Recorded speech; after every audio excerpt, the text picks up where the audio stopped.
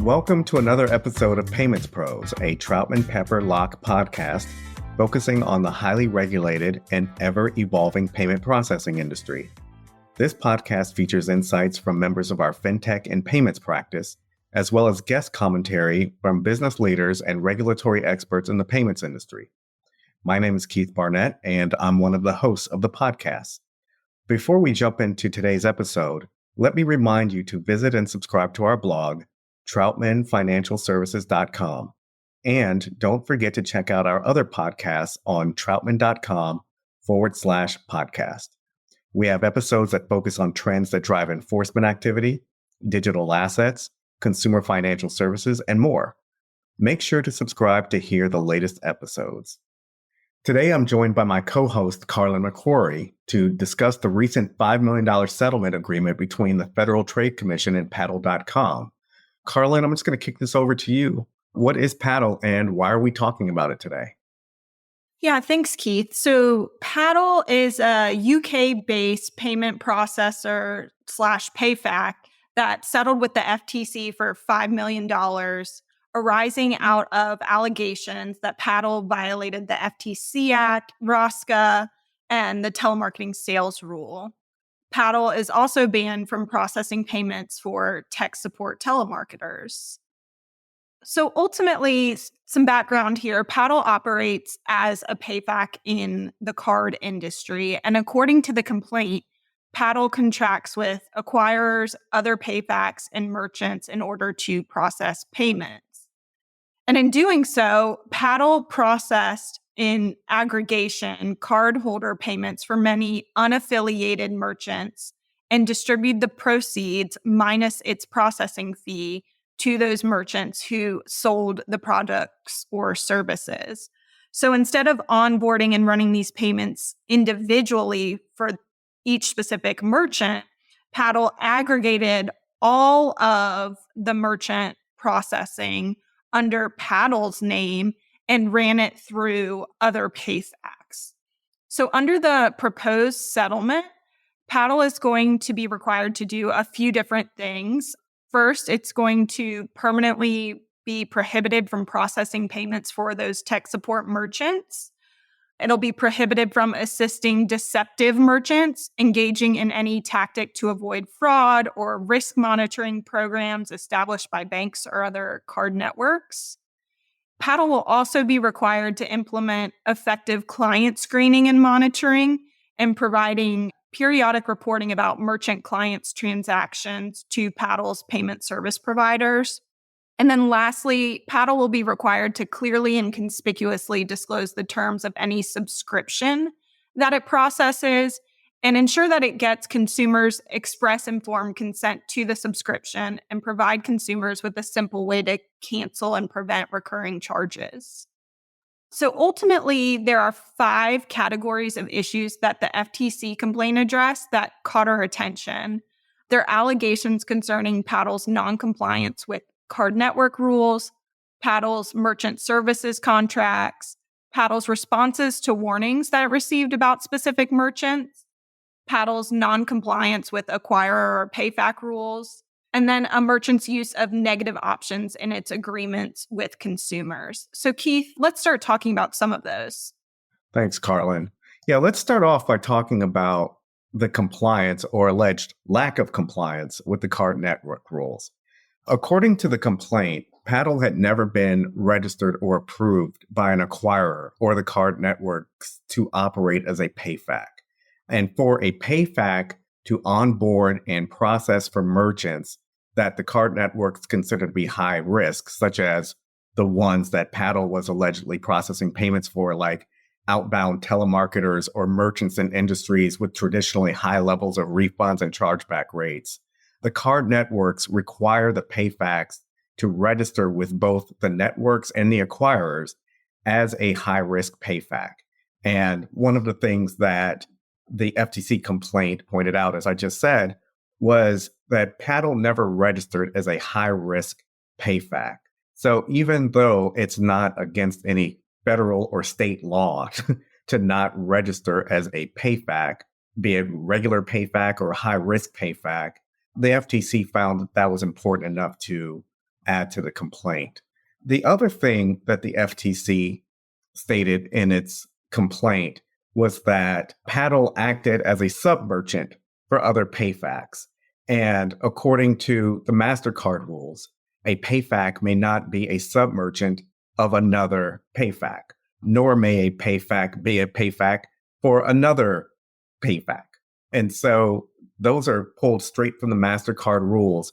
So once again, this is an example of the FTC alleging in its complaint a violation of card network rules in connection with its complaint.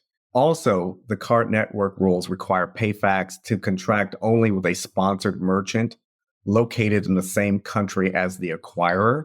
According to the complaint, Paddle contracted with a merchant that was not located in the same country as the acquirer on at least one occasion. And another thing that the complaint alleged was, violation of card rules. It was inadequate onboarding due diligence and inadequate ongoing due diligence under the card rules. The complaint alleged that Paddle was deficient with respect to KYC verification, including but not limited to screening and monitoring websites and products of the potential merchants that they would onboard. The bottom line here is that the FTC alleged that these failures to comply with the card network rules were significant because the failures significantly impeded the card's network's ability and also the acquirer's ability to detect bad conduct, such as consumer fraud by merchants. Among other problems, according to the complaint, such arrangements of placing multiple layers between the merchant and the acquirer prevented the card networks and the acquirers from identifying high chargeback and refund rates and complaints associated with a particular merchant because everything was aggregated. With that, Carlin, I noticed that you noticed some things about the merchant services contracts generally, but in particular, the merchant of record. Yeah, so Paddle was technically the merchant of record on these transactions. And Keith, as you mentioned, because it was aggregating all of the transactions and presenting those charges under Paddle's own name instead of the actual seller's name, this impeded the banks and card networks' ability to detect and monitor the seller's transactions. So the complaint specifically mentions, for example, that when Paddle was processing these transactions, a consumer, for example, on their statement would see something like paddle.net, even though Paddle is not the actual merchant in the transaction that was providing the goods or services specifically related to these software or tech support transactions. So it's not really clear to the consumers who is actually providing the goods and services because it wasn't actually Paddle. And so I think ultimately this ties back a little bit to some of the negative option offer things that we'll discuss in a little bit, because the consumers didn't know who Paddle was in this situation because they weren't receiving goods and services from Paddle, and that created complaints. Keith, I know you wanted to discuss some things about Paddle not following the rules of the PayFacs and acquirers, right? Yes, Carlin, actually, and continuing along my theme of the lack of allegations concerning violations of alleged state or federal law, just want to talk about one other thing. And once again, the theme, at least in my part of this presentation, the complaint alleged that Paddle had not even followed the rules of the PayFacs for whom they were processing payments, nor have they registered or did anything with the acquirers, like I mentioned before.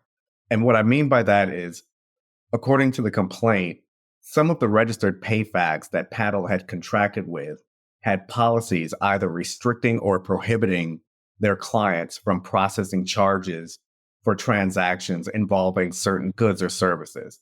And the example that the complaint gave was remote technical support services, counterfeit goods, or goods sold through negative option marketing, like what Carlin just mentioned and we'll mention later, or through other telemarketing that might fall within the telemarketing sales rule.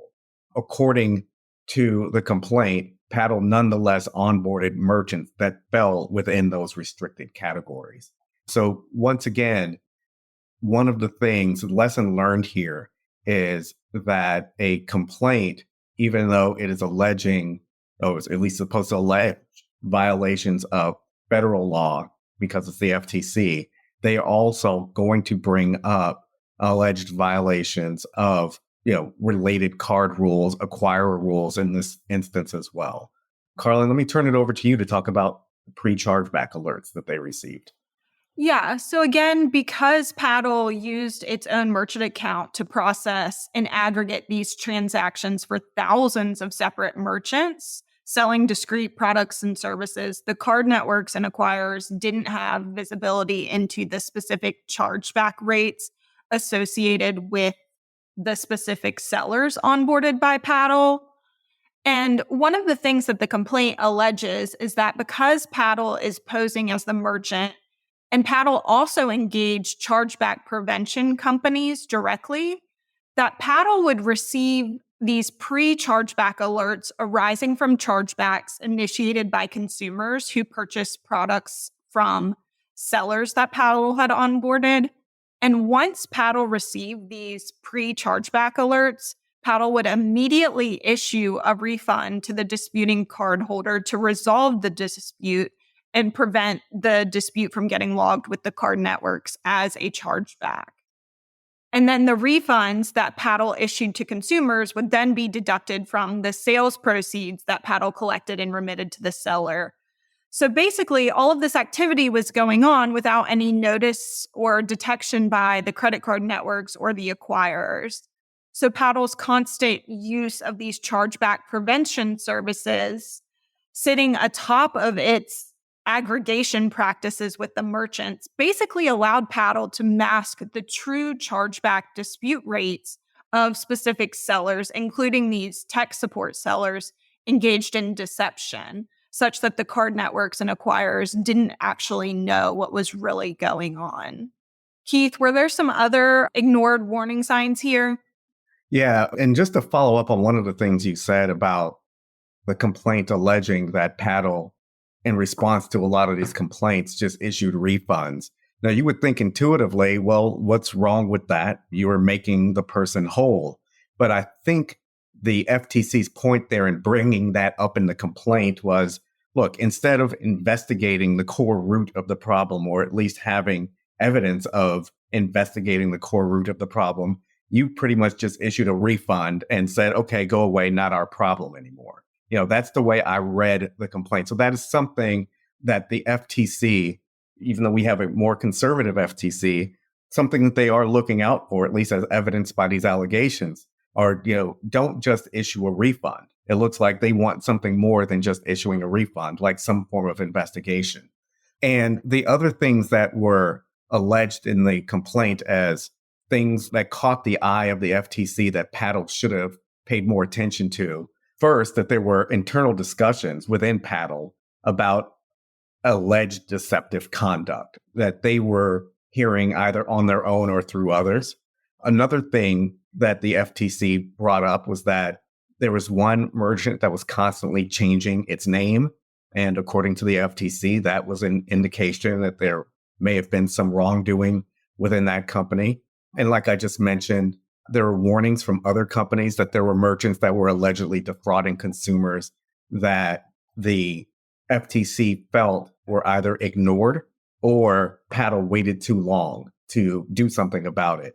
And in one instance, the FTC alleged that after a bunch of warnings from third parties, also due to internal knowledge, there was evidence of some form of merchant fraud, but Paddle waited too long to close the merchants' accounts.